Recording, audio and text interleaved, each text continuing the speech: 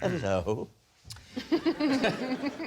I once got so drunk, I whipped out my laptop, thought, what the hell, and ordered myself a Latin phrasebook. Please, team. What sort of... But a Latin phrasebook feels like quite an unusual thing. When would you use a Latin phrase? It's actually, strictly, it's called a Latin primer. But it is a book of Latin phrases and Latin grammar. But nothing had happened in the previous years where this was a problem. You were fine without your Latin. Well, I had a, very awkward dinner with a centurion, but, it wasn't like... Yeah, I hadn't particularly felt that gap, but I was Give us some of your favourite Latin phrases. I can't You must know one or two, a man of your learning. Veni, vidi, vici. Or Veni, vidi, wiki. Yes. Depending on how you pronounce it. What does it mean? I came, I saw... I conquered. Quod erat demonstrandum. What I have just demonstrated. Yeah, I went to a comprehensive. I know all of these phrases, David. Is there any modern practical phrases, like, where is the station? No, and if you think about it, you'll know why. How did you get on with Latin when you were at school? Well, no, we didn't do Latin, no. You'd need a primer, wouldn't you? You'd need a phrase. We had loads of that in the shed. Tom, what are you thinking? The idea of buying a textbook for a language that is no longer spoken for somebody who works in an environment where that language isn't used, which was taught to him at school several years ago, that he had to get drunk to buy, is exactly the sort of thing that David Mitchell would do. You're going to say it's true, Lee? Definitely. You think it's true? They all think it's true. No. Right. Oh, it's true. David. Yeah. Of course it's true. I once presented an episode of TV AM whilst drunk. I don't think we need to discuss this any further. OK, what time do you start work on TVM? In those days, I would be getting up about 3 o'clock. So you're waking up at 3, so... Are you still hammered from the night before, or are you topping up at 3? If you're waking up sober, this is a tragic story. This is a great story. No, it was only the once. What happened the night before, or the... No, I went for lunch. A long lunch? About 12... Well, aye. Well, aye. What time does the lunch start? About 12:30. OK. What time did you finish drinking? About 3 o'clock. 3 o'clock in the morning? So you've drunk all the way through till 3 o'clock in the morning? That's a big lunch. But hang on, that's your wake-up time, isn't it? Yeah. So you've not slept? It was an all-nighter? Yeah. So you at 3 o'clock, you're drinking from 12 till 3 in the morning, and you go to work now, lads. See you later, I'm on telly. Lorraine Kelly. Yes. Who were you with? Who was I with? I was celebrating with John Hannah, the actor. John Hannah, the actor. Because John... stop the clocks. Exactly. And we kind of did. And all of his friends, and he was celebrating the fact that he'd got the part in 4 Weddings. Was he really? Isn't that well? I hope this is true now, because that's a lovely story. I know. And you went drinking. It's a sort of lovely story that she turned up drunk on air after a 19-hour drinking session. It's quite heartwarming. But I could have phoned in not well. I could have phoned in and said... Yes. Oh, yeah, we appreciate you're a professional. Thank you. What might we have noticed about Lorraine Kelly that morning? Oh, no. Absolutely. Did you have your top on? I did. Nobody would ever have known. Nobody did know. But when you say drunk, it sounds like... I mean, drunk's a big word. Yeah. You know that way you can drink yourself sober? Yes, I do. Thank you. You're that kind of woman. But you can drink yourself sober. You can actually... I don't think you can, You by the way. can! I don't think you can, kids. No, she's right. What do they say Mummy, about... do you know what Lorraine Kelly's just said on television? You can't drink yourself slow. Yes, you can. You're right, Lorraine. Thank you, Barry. You can. Yeah, you're right. So, Lee's team, what do you think? What do we think, Barry? Is this true or a lie? I'm an old-fashioned gent. I'm sorry to say, I think it's true. Sorry, Lorraine. Do you think it's true? I think so, yeah. OK, we'll say it's true. You're saying it's true. Lorraine? Shaking her head. As if I would do such a thing as that. It's true.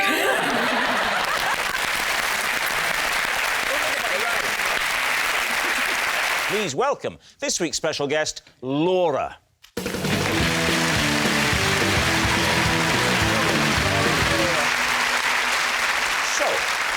Fiona, what is Laura to you? This is Laura. She fell asleep when she came on the Antiques Roadshow while an expert was valuing her egg cups.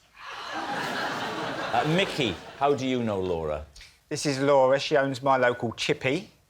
And she said if I got her close to Steve, she would give me free chips for the rest of the year. Finally, David, what's your relationship with Laura? This is Laura. She's the first woman I ever bought flowers for. I gave them to her to say sorry for being sick on her floor. So there we are. Fiona's conked-out collector, Micky's chip shop chum, or David's bouquet buddy. Lee's team. OK, so, Micky, when was this incident? It's not an incident. It's built up over time because I've been going in there and Laura says to me, "Oh, I've seen you on the TV," and we got chatting. And she's always going on about Steve. "Oh, do you ever work with Steve?" And I'm like, Oh, and yes, this is he's just all right. coincidence. He's young and good-looking. I'm like, "Yeah, thanks." What's the name of the chip shop, Micky? The Zappian. The what? The Zappian. What does that mean? Zappian. I don't know. Not everything makes sense in the world. All I know is that I used to live very near you, as you know, and I don't remember... Hence the court case. Yeah. I don't remember the Zappian chip shop. I sort of stumbled on it, if anything. It was sort of en route, because I would normally go to the Codfather, as you know, in East Dulwich. I prefer the new one, the Codfather 2. Set the scene and talk us through the moment when you knew you were going to be on with Steve and you had this thing to tell. How did it go? I come in with my little boy, Friday night tradition, we go and get fish and chips, right? OK. I know you see your boy on a Friday night. Yeah, but he finishes I get the tag removed for the evening, and well, we go and pick it up. I walk in and I say to her, "I'm only on with that Steve Jones who you always go on about, like, you know, roughly that." We have a chat. This is what. And she says. And she said, "Could you get me on the show? I'd love to meet him. Could you?" And I said, "Yeah, I think I can." Yeah. I didn't run round there and knock her up in the morning. Micky, no one doubts what you'll do for a free bag of chips. Even we know. Laura, can you look at me, Laura? Laura's not allowed to speak, Steve. No, she's not speaking. She's just looking at me. She's not allowed I don't want her to speak. I just want her to drowning, Steve. You can't touch her. She's not allowed to look at me. No. She can look at you. Oh, that's all I want. I'm not going to speak to her. That's how it always starts, isn't it? Oh. Now, is this close enough, He do wants you to see think? if she looks adoringly, doesn't he? That's the thing. She couldn't look any less interested. This lady does not care for me. Not at all. Not in the slightest. Nothing. And yet, you watch what happens now. OK. Fiona, were you the person interviewing her when she fell asleep? No. It was one of our experts, Will Farmer, who's a ceramic specialist, and so he was the one who was talking to her. So you didn't witness this event, this is something you found out later? No, I did witness it, because I saw it on the monitor. I waited to see what would happen, because I thought it was pretty funny. Thought it was funny. I think this woman just died. She's going to be an antique soon. You'd be surprised how often people do fall asleep on the roadshow, because it's a very long day. I wouldn't. Oh. How many egg cups was it? Well, I don't know how many were in the entire collection, but on the table were about a dozen. Oh, sorry. Are you sure? Sorry. You ask. No, please. Did you... I promise you, right, I won't do it again. Claudia, have you got a question? I do.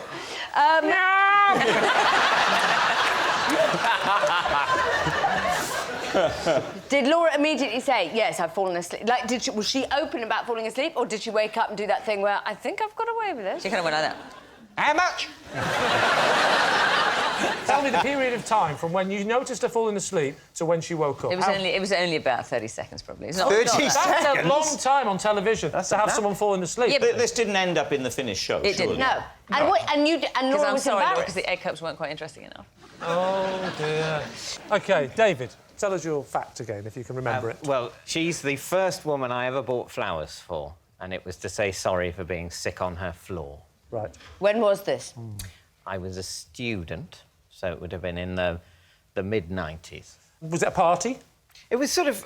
there were a group of people had gone back to her room after being David, at a bar. just so you know, that's called a party. Well, no, well... what I'm saying is invitations hadn't been issued. Right. Yeah. You don't have to...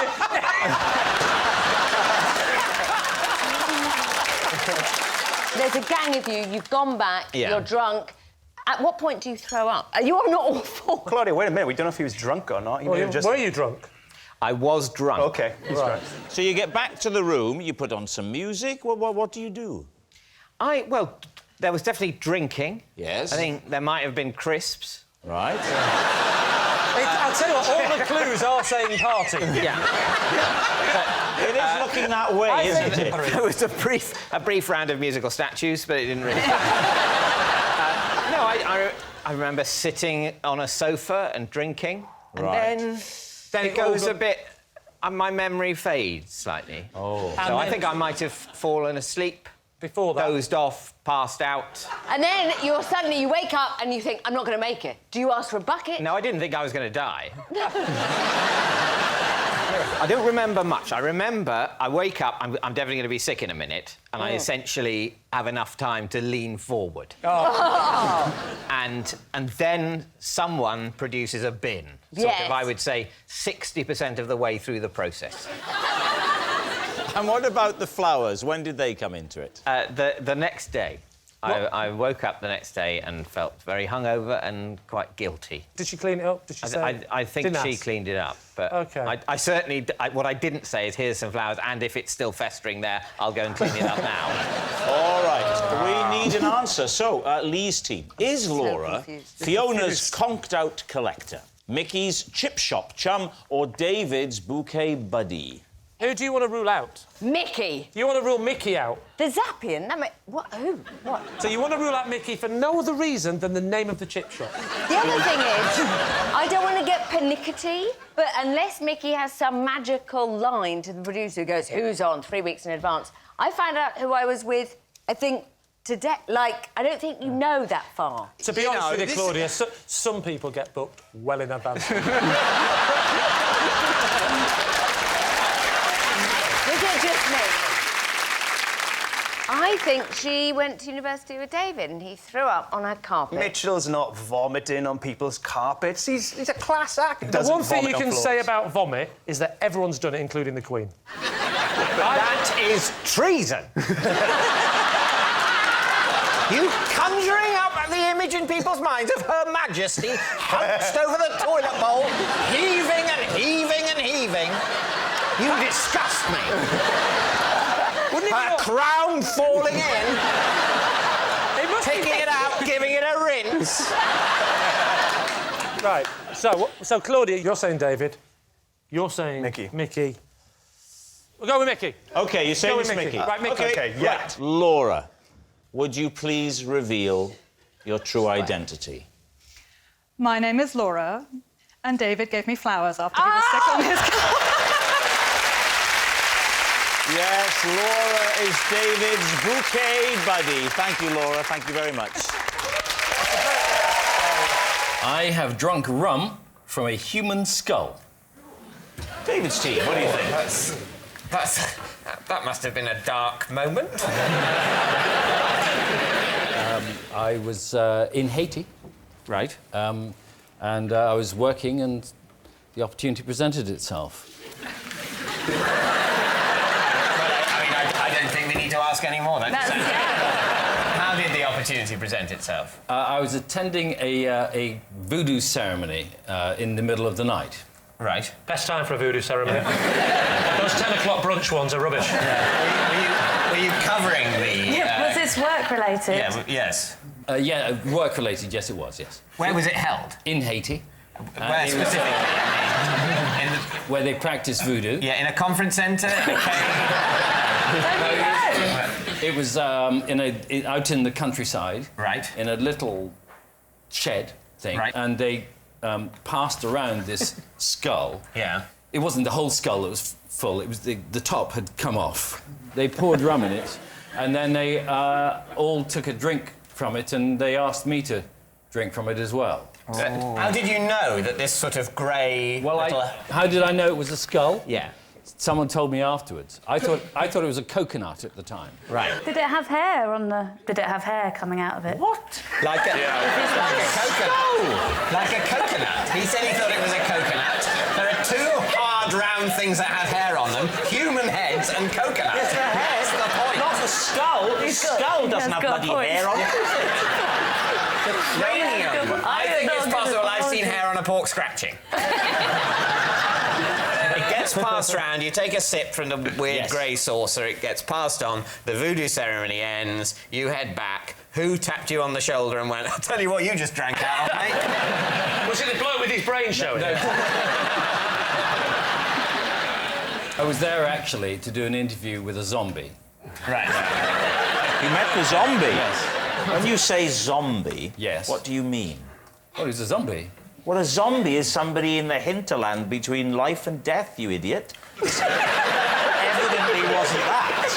Can I just say your hosting position is getting a bit aggressive? What do you mean by a zombie, Bill? They said he was a zombie. Oh, right. They brought him in and they said, now you can do an interview with him. But that's not right. Did you mic the zombie?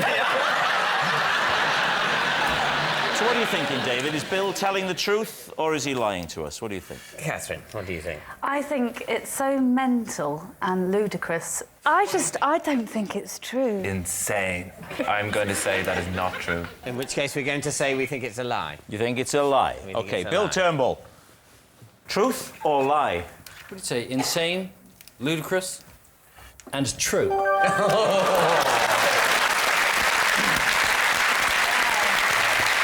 OK, David, you're going to read my card again, mate? Yes. OK, here we go. When I used to go out drinking, I would often hide a sausage roll in a tree near the pub so I could have a tasty snack for the walk home. Lee's team. Why couldn't the sausage roll come in the pub with you? If I did that, then the chances are I would have ate it during the night. And the idea is that it was a tasty treat for the walk home. Oh, so it's to avoid temptation. Exactly. Did it start off hot? No, it was always a cold sausage roll. OK. Because they come completely sealed. It's not a nice one, then, from a freshly baked. It's a horrible one in sealed plastic. If we spent all the evening in a tree, it's not a nice one, whatever. That was my point, because I pictured it in a brown paper bag, and I thought, well, the squirrels, the pigeons, the other birds. The squirrels, the pigeons and the other birds? You wrong mean with the that? squirrels and the pigeons and other birds? It sounds like you think a squirrel is a bird. No, not at all, not at all. Squirrels, I'm very clear on what squirrels are, I always have been. But I'm saying the squirrels, the pigeons, and then I thought, I'll list some other birds. I thought, no, we haven't got time for that. It's a shame you didn't feel that you didn't have time after the squirrels and just ended at that. It was not just squirrels, is it, Lee? No, there's other birds as well. There are other birds. Was it always the same place? Yeah, so on the way home, there was a corner with a nice, thick kind of bush on a low wall, and I'd kind of shove it in there. Did you ever get a situation where you were walking a nice lady home and it was all going very well, and then you got to the bush, reached in for your sausage roll, and that sort of ended that romance? If that would have ever been the situation, I think I would have let the sausage roll go, mate. Were you not concerned about insects in a bush at night time? And not just putting your food insects, in there? other birds. I was, to be honest, which is why I used one of the ones in the pre-sealed plastic. So, Chris, would you ever, late at night, reach into the bush and find it to be a bit manky? Oh, keep it light. Oh, Lee, no. I'm not having that. These people haven't travelled all this way for you to twist things around. Did you ever reach into the bush and think, oh, this doesn't feel right? Did you ever reach into the bush and think, someone's been here before me?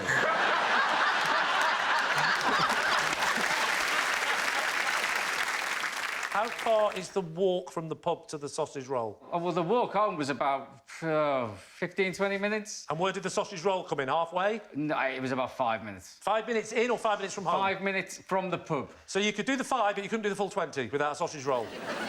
5 minutes from home, you could have put a pudding. Well, the Just something simple, like a penguin. Yeah. Hey, and other birds.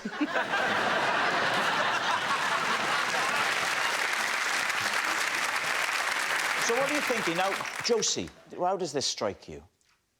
I don't know how anybody would leave a bit of food behind. That's the...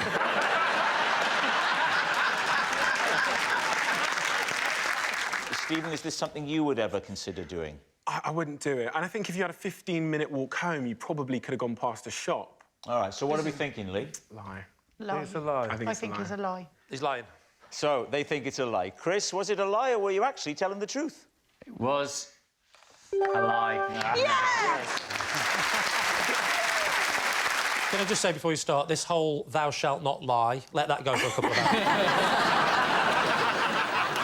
One Sunday, I embarrassed myself in front of the entire congregation after too many cups of communion wine. David's team. So, cups of communion wine. Had you over-catered and you had to finish it up? Yeah, basically that's what happens. So the rule is that if you bless the wine, it then has to be reverently consumed, is the phrase. So you have to finish it. I guess where it comes from is that, you know, once it's blessed, it sort of changes, if you like. It's not just normal wine anymore. Well, as usual, the issue of transubstantiation has come up on the show. So, obviously, if it's the blood of Christ, you can't just pour that down the sink. You've got to drink it. Because Christ wants all of his blood finished up. Yeah. So I had, like lots of vicars, I look after lots of churches, and so I had lots of services that day. Well, that must be very difficult.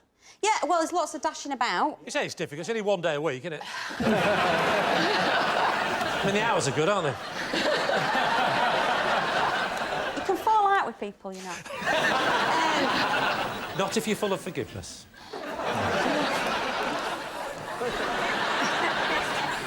So how many have you got under you? Well, at that point, I had 3 churches that I looked after, and so I had an 8 o'clock service, a 9:30 service and an 11 o'clock service.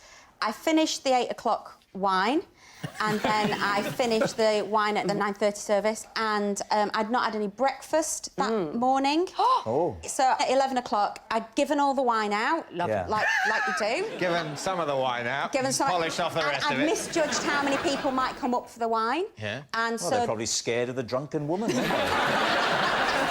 If you're having a bit of blood, would you not line your stomach with a bit of body first? Right?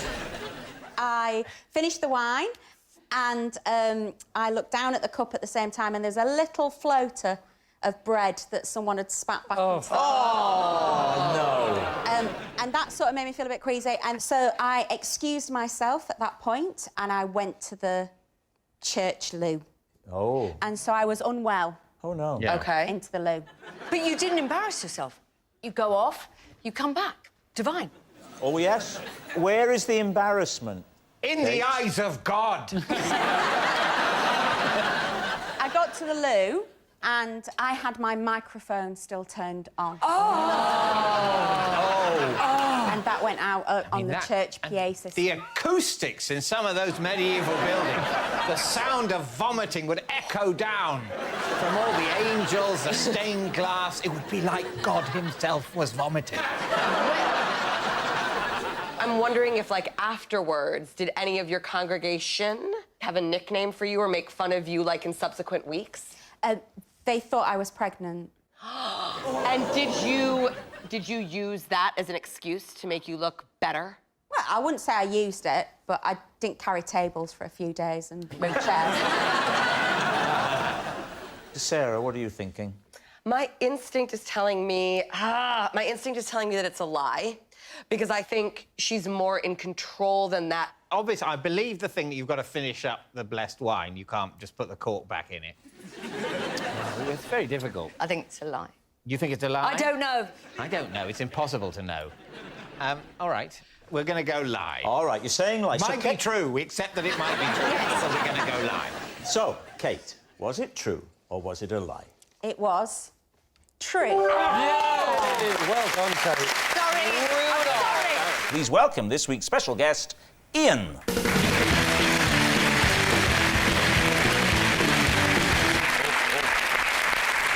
Konnie. Sorry, even before we start, I can tell you now, lads, this man does not know David Mitchell. Konnie, what is Ian to you? And this is Ian. When he brought his lizards onto Blue Peter, one of them went missing. Later that evening, I found it in my handbag. All right. David, what's your connection? This is Ian. I sat next to him on a plane, and he had such a fear of flying that I had to hold his hand throughout takeoff and landing. It turns out David Mitchell might know this man really, really well. Greg, how do you know Ian? This is my friend Ian. One night after getting drunk together, he was wrongly arrested on suspicion of murder. So there we have it. Connie's lizard loser, David's terrified passenger, or Greg's falsely accused friend. Where do you want to start? So Ian here brought lizards to a flagship BBC children's programme and left going, well, you know, you don't always go home with the same number of lizards. The great thing with Blue Peter is if you lose an animal there, they'll make up a name for it. What type of lizard? Yeah. Well, there was a selection of lizards. He brought in about 8 or 10 lizards, and there were chameleons. And did one of them change its colour to the same as your handbag? Yes. And it's getting lost. It wasn't a chameleon. The lizard. What was it? It was a lizard. What was your handbag made? The handbag was made of snake. No, it wasn't. Whereabouts were you at Blue Peter when you found the lizard in your hand? No, I wasn't. I was actually in my car, and my handbag was on the passenger seat. Yeah. So you opened your bag to get some money out or something? I was in the multi-storey car park, and I'd stopped, and I just wanted to check that I had my phone. Right, and OK. So and then I was like... You opened it, and did you go, hello? Hello? I had a theory that someone put it in as a joke, but I don't know, and I've not... Oh, the wacky days of Blue Peter. Hilarious. I don't know if it's in the spirit of this game, but it really is true.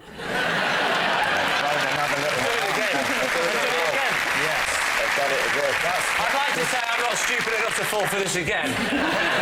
I am. OK, right. David. Yes? Just remind us again of your implausible story. Well, I was on a plane next to Ian, and his fear of flying was such that I had to hold his hand during takeoff and landing. And where were you going from and to?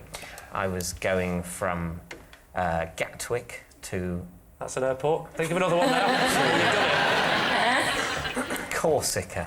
Gatwick to Corsica? Yeah. And what did he say? Was there any, for want of a better word, foreplay, or did he go straight into the hand? It was on takeoff. Yeah. He just suddenly started. What? He started sort of making agitated noises. Please, can you do the demonstration? I think we all want to see the agitated noises. Yeah. No. Go on. As I remember it, it was just sort of. Are you sure that wasn't the engine, David? Yes. Yes, Lee, I'm sure it wasn't the engine. So basically, he's standing agitated. Yeah. Has he grabbed your hand? Then he grabs my hand. There's no talking. There's not. Do you mind if he's just gone? Not at that point, no. You slag, David Mitchell. And what did you say? Do you mind? I'm a married woman. I mean, what did you do? I don't think I said anything. You know why he's grabbed your hand, do you? You know he's... Well, I assumed it was... I didn't think it was sexual attraction. Right. But it's very sweet of you to leap to that conclusion. Did either of you have fellow travellers with you? No. No, we were both just flying to Corsica. Yeah. To see what might happen. I was... See who you meet on the plane, maybe. And this happened again when you came in for landing? After we became... sort of, when it levelled off, we became fully airborne. That sounds like a virus. He then said, he sort of apologised and said, I'm really sorry, I freak out sometimes on a plane. And I said, oh, you know, not to worry. I bet that calmed him down. I once stroked a girl's back while we were having a very difficult re-entry over... we were coming into Heathrow, and I didn't know her, and she was crying, and I just reached out and just stroked her back. There was a reason why she was crying, wasn't there? the madman behind was stroking her back. I wasn't behind her. I was like that with her. I was going, hey, it's OK. No, look, it's fine. This is just turbulence. Seriously, this is nothing. This is nothing, honestly. This is normal, really. This bloody hell. Look. Not really. And she was quietly sobbing. I mean, it was quite... I'm BAFTA nominated, I should point that out. So these things do happen. They definitely happen. There's definitely people getting nervous on flights. I think we have to deal with Greg's story. Go on, Greg. Let's have it. I got drunk with Ian, and later he was arrested wrongly on suspicion of murder. Thank God that bit's in.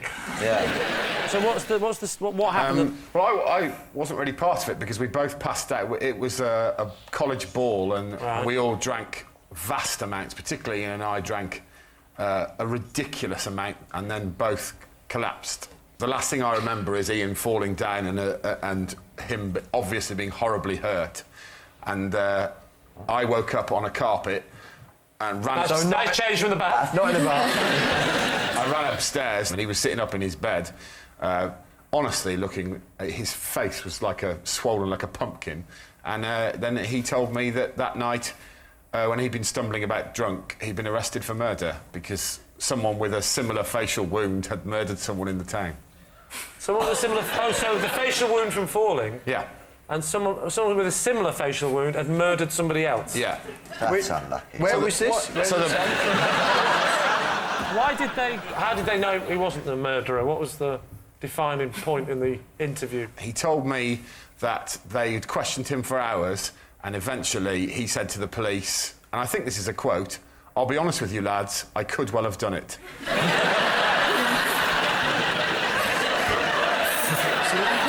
and yet they still let him out before you'd woken up. It upsets me to think that police respond to double bluffs like that. And just to be clear, it was proven at the end that he had absolutely nothing to do with it. Correct. Right. Obviously, otherwise he wouldn't be here. No. We never established just why David was going to Corsica. On his own. Was it Club 18 to 30 again? No, it was a holiday. I was going on holiday with a group of friends, but I could only go a day after everyone else. They made those rules, did they?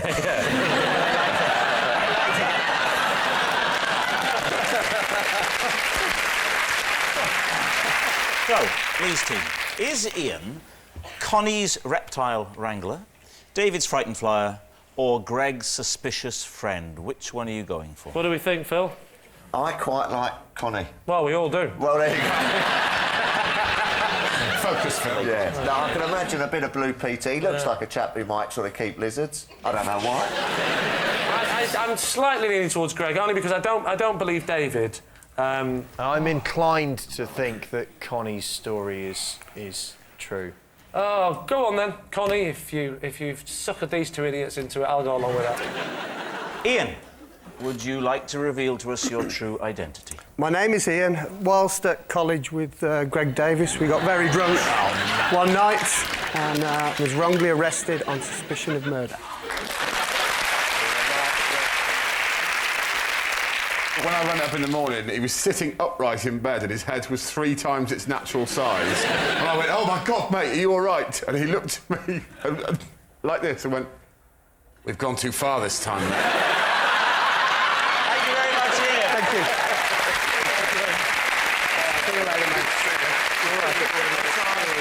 After accidentally spilling red wine on my dress on the way to Ascot, I deliberately spilt more wine on it and pretended it was part of the pattern. David's team. So where was the initial spillage? In my lap. And how did you spill red wine? Red wine, because we were being driven to Royal Ascot and... So it was just normal car wine?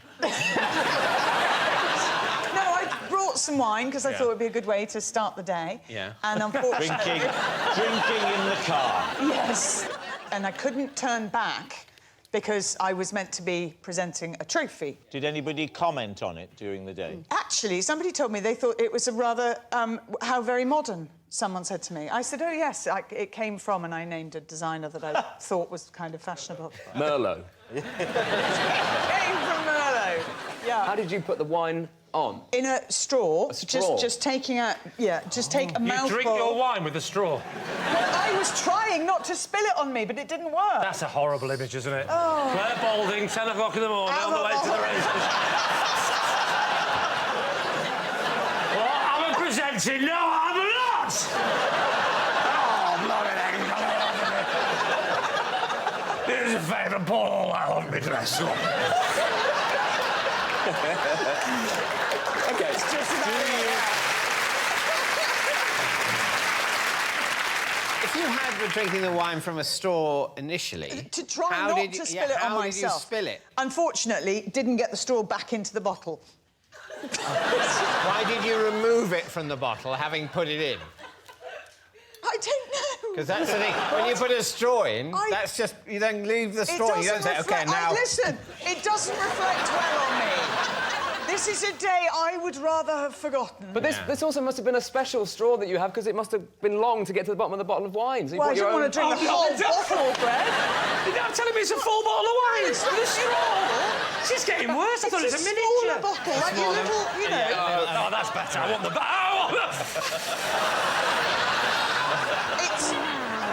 Oh, it's gone. Oh, stop here and Threshers, driver. Stop here. I'll need 5 straws. I need to link them. Oh, I'm just going to hang in. I'm not proud. I'm not proud because, unfortunately, that is quite an accurate reflection of that day. So, was Claire telling the truth? Did it happen, Victoria? It's sort of insane, but I want to say true. What do you think? I don't. I refuse to believe that. I think it's true. Saying truth. Clare Balding, truth or lie? It's a lie.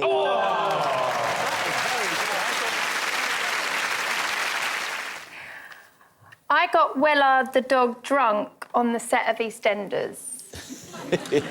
David's team. Is she telling the truth? Right. What was the... What's EastEnders? Thank you. Excellent. What's the alcohol in question? What were you... Vodka. How much vodka? It was just, you know, like a small glass. That's small, is it? Small glass of vodka. The glass, it was one of those small, round, like, flat-bottom little glasses. Just a glass, basically. You just described a glass. How did you get it in his mouth? No, I didn't put it in his mouth. We put it in his bowl. But... He thought it was water? Yeah. How far through it did he get before he realised it wasn't the whole water? Bowl. I would have thought at some point in the drinking process, as a dog, you're going to go, something here is different. Also, if you're a dog and you're used to drinking water and then you smell your bowl, it's full of vodka, you think, well, this smells like a girl from Birmingham. It's clearly not water. Smell, that's it. That's what dogs do all the time. Exactly.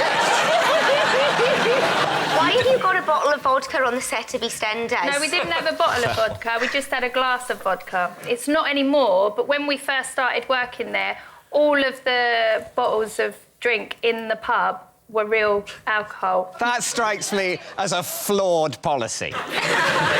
Not then. Now you couldn't have it, health and safety, but then there was real drink in the pub. Is that why Den was so dirty? Because everyone was just pissed. The vodka's sufficiently diluted with the water that the dog doesn't notice. And presumably the whole place is sticky of booze anyway, with all the pissed-up actors forgetting their lines. Just noticed that he went a little bit funny and he laid down. It wasn't like he was, like, punching people in the face. You know, he did get really worried because he kind of did lay down. He was very quiet and a bit like when he died, so we knew he could do that. I've got to be honest, I think it's true, because it's the sort of thing I do.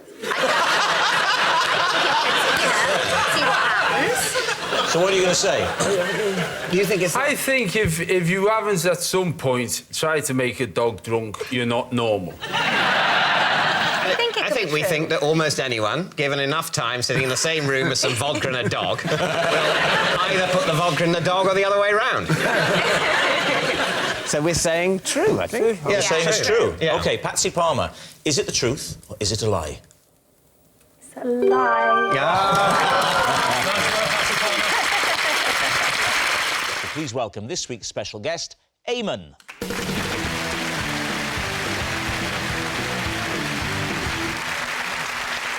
So, Tom, what is Eamonn to you? This is Eamonn, and after a night out on the tiles with me, he was unable to walk for 2 days. Right, so, Tom's partying pal. Vicki, how do you know Eamonn? This is my neighbour, Eamonn, and for about a month, we each thought we were conversing with an owl, when in reality, we were each hooting at the other. Vicky's featherless friend. And finally, Lee, what's your relationship with Eamonn? This is Eamonn. He caught me climbing out of the boot of my car after I'd smuggled myself into his safari park. David, where do you want to begin? Well, Tom. Yes? So what was it that happened to Eamonn that stopped him walking for 2 days? None of your goddamn business. I was doing a gig. Mm-hmm. We went out. Describe the evening. We went to a nightclub and we got drunk and... Sorry, everybody. And I was actually thrown out of the nightclub when I tried to prop myself up on a rope barrier and fell on the floor. Hang on a minute, Tom. Yes. You've done a gig Yes. where you're compos mentis, you're sober, Completely. you're being your wonderful, glittering self, you're Yes. entertaining literally dozens of people. And then you go out with Yes. your friend Eamonn, Yes. laughing Eamonn there. What does he do? He's a photographer. A photographer. Does he take photos of you for your desktop file? Pictures still. So you fell over. Yes. The bouncers go, hang on, someone in here has been drinking. Yes. And throw you out. Yes. I hope they said it in exactly that voice, Derek. So then, Eamonn, being my friend, took me back to my hotel, but I could not remember what room I was in, and so he had to put me in the lift. He went up to each floor to see if the key would work on any of the doors on that floor. So Eamonn went off to try the doors. Yeah. He didn't want to leave me in the lift in case the lift door closed and I went to another floor and he never saw me again. Yeah. So he draped me across the threshold of the lift. Yes. Yeah. So the doors were constantly opening and closing across my head. How many floors did he check? I think it wasn't a huge one, but it was probably about 6 floors high. 6 floors. And on 6 separate occasions, the lift doors are banging on your head. Several times on each floor.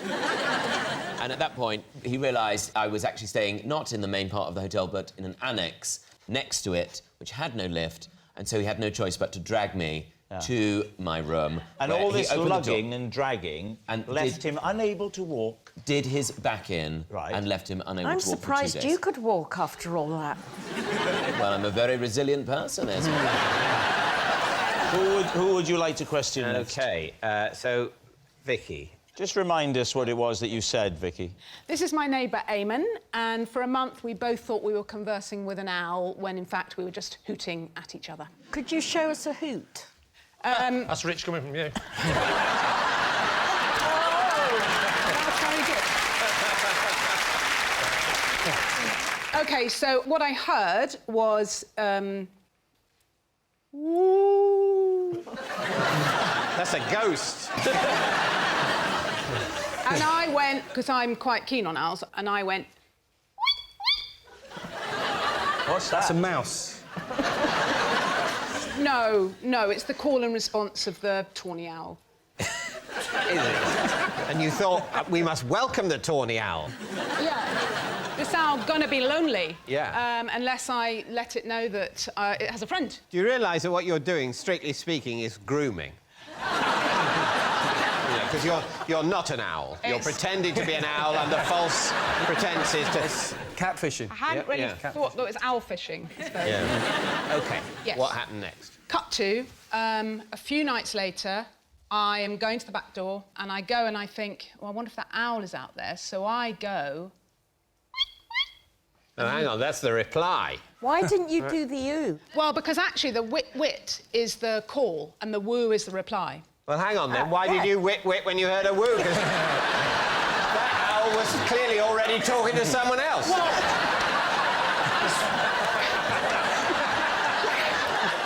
Finally, there's an owl in the area and you just interrupt. And then how did you find out he wasn't the owl? Look at him. It'd be great now if his head just span round. At the end of our road is a off-licence shoppy type thing, and I was in there, and Eamonn was buying a Sunday paper. One of the things that was in there was a supplement which was about nature, and one of the things that they'd done a survey on was something called Owl Prowl. And it was lists of sightings of owls. Can I just say, I've had years of experience in this. You are digging a massive hole. You didn't need to mention the supplements. Anyway, Owl Prowl. Sorry, so Owl Prowl, yes. And I said, I think there's an owl in this neighbourhood, and he said, there is, I've heard it. And I said, I think it's a tawny owl. And I said, in fact, I heard it last night, and he said, so did I. And then it gradually dawned on us both that what we'd been doing was... I see. Hooting. Yeah. Is this the plot of like a rom-com with Meg Ryan? Yeah. What about Lee? Would you remind us of your claim? This is Eamonn. He caught me climbing out of the boot of my car after I tried to smuggle myself into his safari park. How long ago? This was 13 years ago. So what was the saving? The saving was, I think it was £35 for an adult. Right. But the reason why I didn't want to pay is because I had been before to the safari park and I'd come out without the annual pass and I was annoyed. So I got so irritated and we had a bit of a row, me and my wife, because I said, go back and get the annual pass, and she said, no. And in the end, I said, well, look, I'm just going to sneak in the boot. We had our baby on the back seat. He wouldn't get in the boot with me, so... So when you were in the boot, Yeah. how were you lying in the boot? How big a bit boot like was now. it?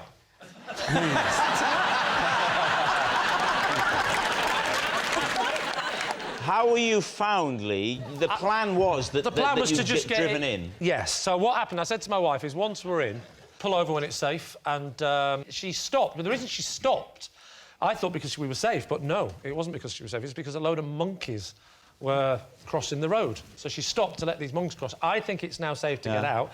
We've got a safety latch in the boot. I think the thing, I got out... You let yourself out of a boot? Well, there's a little latch on... No, there's not. There is. Is Safety there? latch. There has been since 2013. Can I ask you All something? boots have to be fitted with an inner safety latch. But this was 13 years ago, not 2013. Exactly. So luckily, I had an advanced model. I had the prototype. The first car on the market to have a boot latch inside it. You get out... Do you not remember the advert? Sick of your boot only opening from the outside? No longer. With the new Skoda internal boot latch. 6.4. No, so Eamonn, who is working at the safari park...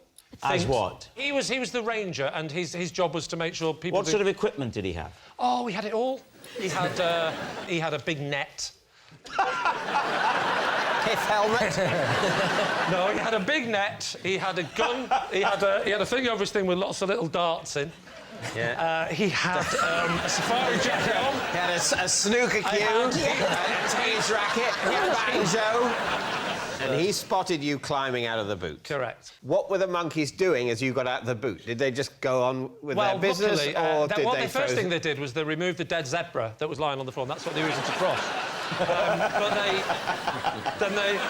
It's confusing when a zebra just dies. Everyone just walks across and... And your wife must have been alarmed. No, that's just the car.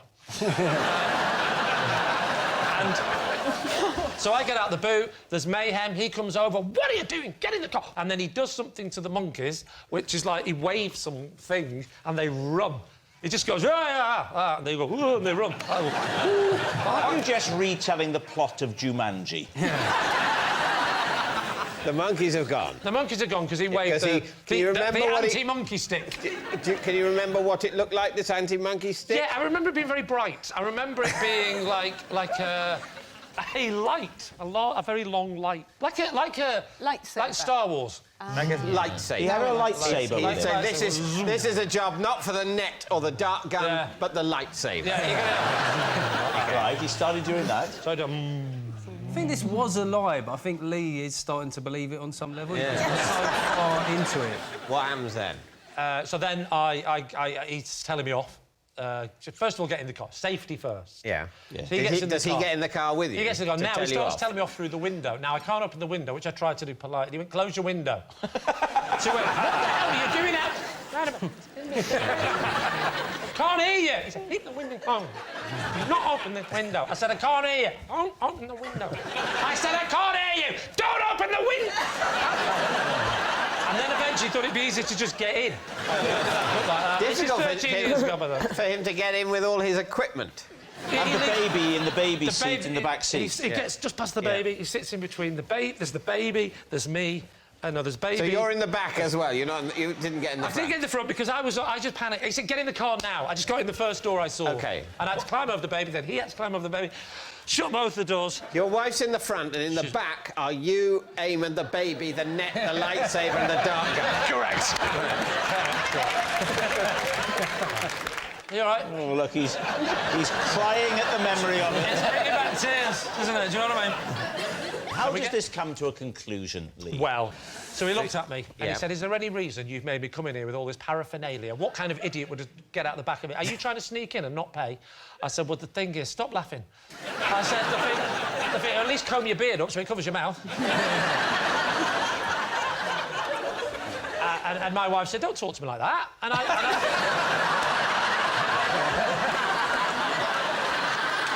he says, why are you sneaking in? And I told him the story I told you. And he didn't believe it either. Yeah.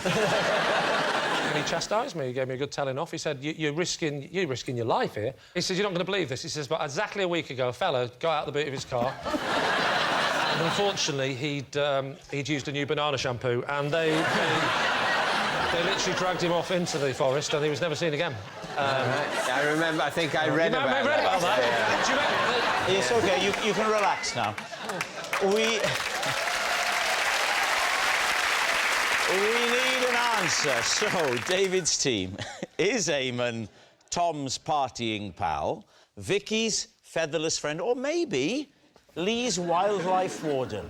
What I don't get with Lee's story is why, in the beginning, was he going the lengths of sneaking himself in like a journalist entering a war zone when it was just a safari park? Because, I mean, listen, we just had a baby and things were tight. I mean, I'd spent most of my money on a new car that had a new facility to get ourselves out of the loop. Basically, we have 3 stories. One of them isn't possible. Yes. 2 of them are unlikely but possible. And I think I'll leave it there. So who's it going to be then? Time to decide. I don't know. So you think you think Tom? No, I think Vicki. You think Vicki? If you're divided, yes, I will cast my casting vote for Tom. Saying it's Tom. OK, Eamonn, would you please reveal your true identity? I'm Eamonn, and I had to get Tom back to his hotel room.